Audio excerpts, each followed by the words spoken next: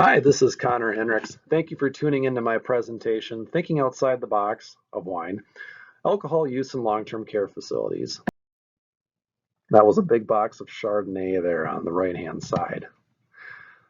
Why do people drink alcohol? Why do residents drink alcohol? Well, residents in most facilities do have the ability to, with a doctor's order, drink 1 or 2 drinks a day, no problem. And that is probably related to culture or lifestyle choice. But if you or a resident is drinking excessively all the time, there might be more than what meets the eye. There might be some mental health concerns that we need to address. So we'll talk about how to tie in those loose ends during this presentation. In this presentation, our objectives are to discuss the resident rights surrounding alcohol use, risk considerations for alcohol use, evaluating and driving the care plan in regards to alcohol, and then using a root cause analysis to solve some of these problems. Resident rights. Residents have the same rights as we do. As a matter of fact, they have more given their vulnerability and their placement. But the U.S. Constitution still guarantees those exact same rights that you and I all have. Residents have the right to be given informed choice and the opportunity to select and refuse treatment and accept responsibility for those actions. And finally, individuals have the right to exercise those rights and not have them infringed upon by the staff or anyone else. Residents are encouraged to exercise their rights as a U.S. citizen and to have a safe and home-like environment. The nursing home should encourage residents to exercise their freedoms as a citizen or a resident of Minnesota and the United States. For the nursing home, the facility staff must encourage the resident to exercise the right to make his or her own decisions and fully participate in their plan of care, unless they're incapable of doing so. This is why we need to give a copy of the care plan to the resident 48 hours after admission. We do want the resident involved in their care, and we want them to help build their plan of care. We don't want that to be kept from them. Residents have the right to refuse medications, treatments, any care unless they're found incapable of doing so. So take a look at this continuum. Here we have residents that have to be completely directed by staff. And then we have residents up here who are more or less independent. Residents who have the individuality to make a choice up through person-centered directed care are people that have the right to refuse anything with the knowledge that it's going to hurt them. Residents that are staff directed or residents that do give some input into their cares may not have the ability to do so. CMS has made a culture change. It suggests that facilities establish clear guidelines that define an elder's right to make an unpopular or ill-advised decision in view of all the available information to make that decision. So that's why we have risks and benefits available. But there are some pitfalls to those, which we'll discuss in a bit. We should also recommend a course of action when dealing with the types of situations that default to the person making them. In short, residents have the same right to drink alcohol as you do. When a resident does want to consume more alcohol than what's recommended, we need to start to look into the why. So this involves obtaining a complete life history. This is more in the social work department. And then what the resident expects, how they typically act, all of this kind of stuff we need to investigate and put into the plan of care. So communication is key. We want to talk to the resident about how they're feeling. We want to make sure that the doctor is completely in the loop about what's going on. And again, we won't care plan those things. Whoa, that is noise. In our setting, we want the person to have a happy life where they are alert to the risks. We're able to make recommendations to help them stay well and to take action based on the plans that they've helped us to develop. So we'll talk about Mr. Johnson in a minute, but Mr. Johnson is just a normal individual, 85-year-old male that was happily married, lives in the area, now a resident of the care center. He's healthy. He only takes some blood pressure medication. He stays up to date on all of his immunizations and his other health needs. Really no concerns. but he likes to drink every once in a while. I'll show you what the care plan should look like. But first, some fact and fiction. So fiction, in order for a resident to drink alcohol, they must have a doctor's order. That is fiction. We want to have a doctor's order. We want to be able to say that this person can have 1 or 2 drinks a day. We want to be able to chart off that it happened, but sometimes that's not the reality. Sometimes residents go out, sometimes family members come in with drinks. We can't just snatch them out of their hands. So the fact is, the residents do not need a doctor's order to drink alcohol. But again, we want the doctor's order. We want as much documentation as we can to cover us. So for the action or consideration, the facility needs to address the alcohol consumption that's being done and then plan that. So for our evaluation, just so you have some general knowledge on this, adults 65 plus should only have 1 drink a day, 7 a week, and never exceed more than 3 drinks on occasion. There are quite a few risks to drinking alcohol for any of us, but especially if you're elderly, you're more apt to fall and get hurt, break a bone. Depression usually comes after the euphoria.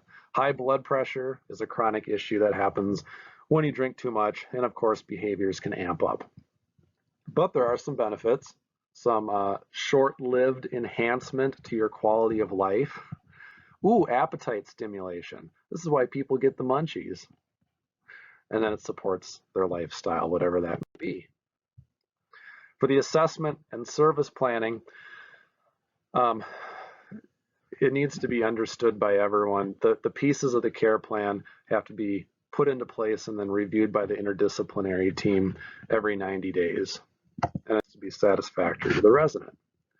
So this is the circle of care planning, as we like to call it. So you want to start with what the resident wants, evaluate their lifestyle decisions, find out the why, then take an action plan, and then implement, and then finally hold the resident accountable.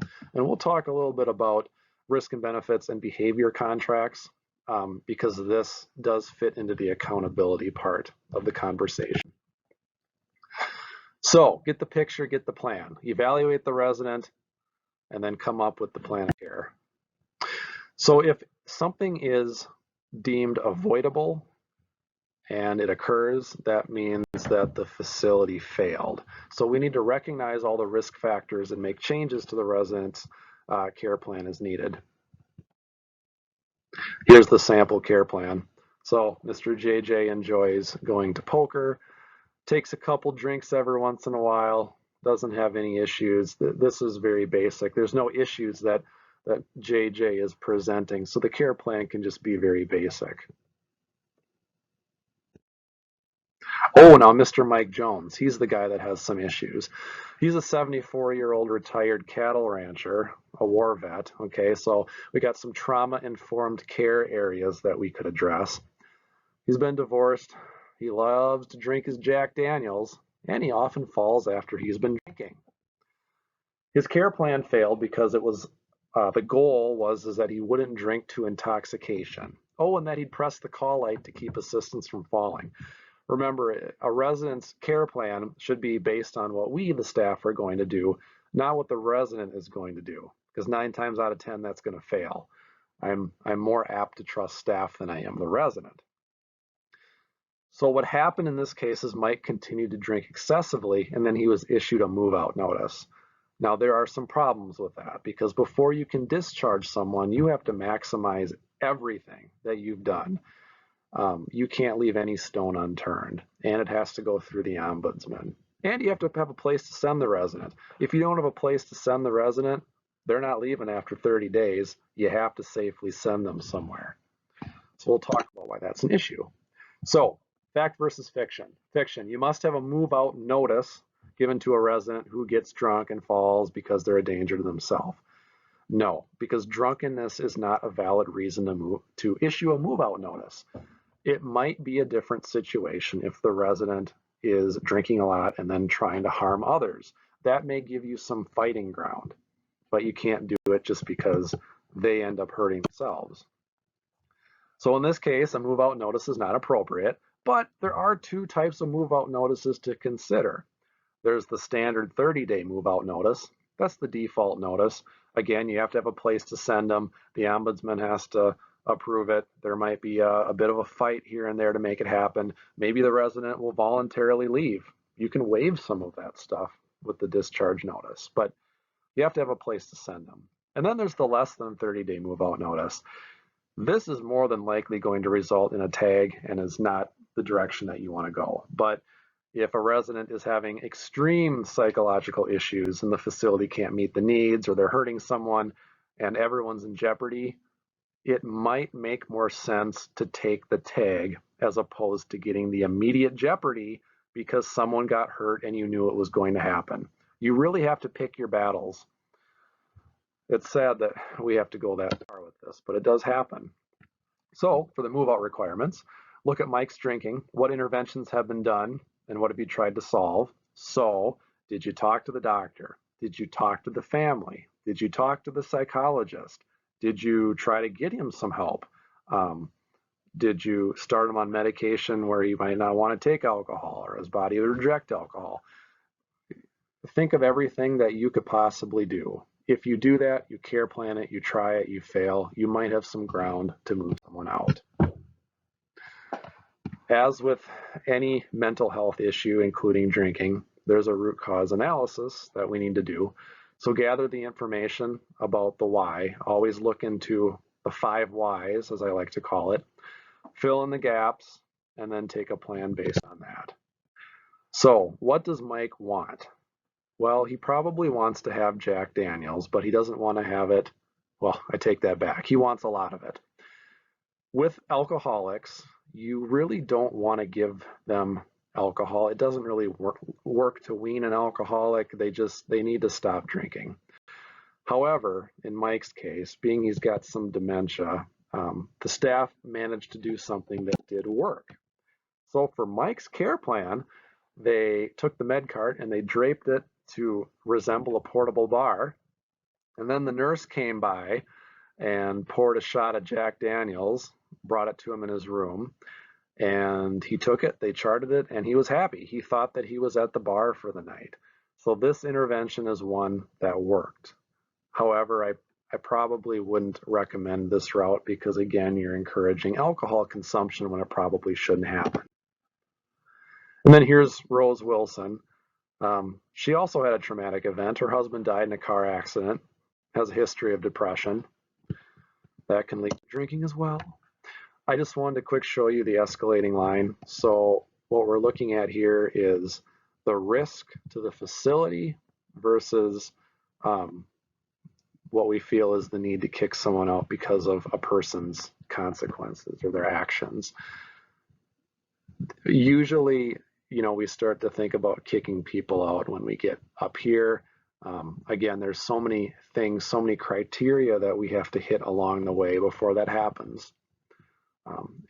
Honestly, it's very rare to kick someone out successfully. I think at least 80% of the time, if the resident objects to being kicked out, they will win. The facility tends to lose. And this is why, again, all the pieces have to be covered in the care plan, and you have to have a good behavioral contract, a risk and benefit, interventions that have tried and failed, good nursing notes. A risk and benefit form. Ooh, we use these a lot around here.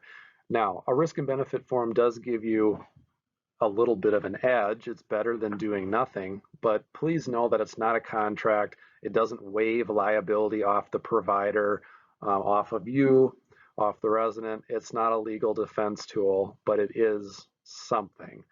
We use it mostly when a resident is at risk of choking because they're on a puree diet, but they choose not to be on a puree diet. They have that right to make that decision if they're legally capable of doing so. So we use it when harm is likely or harm is substantial, and then all the parties agree that let's do it, let's go forward with it. Again, it can be worthless depending on the situation, but it truly is better than something, and we need to do these as much as we can.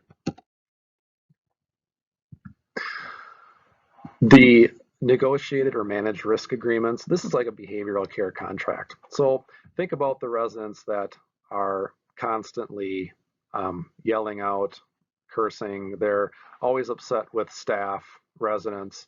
They just make our lives really difficult. We might do a behavioral care contract with them where we clearly outline what the resident needs to do, how they need to act, and then maybe what their reward might be for being good. And if they break this, we can continuously have these emergency care conferences with them and discuss what's going on and maybe give them the hint that, hey, you're not meeting this contract, you need to leave.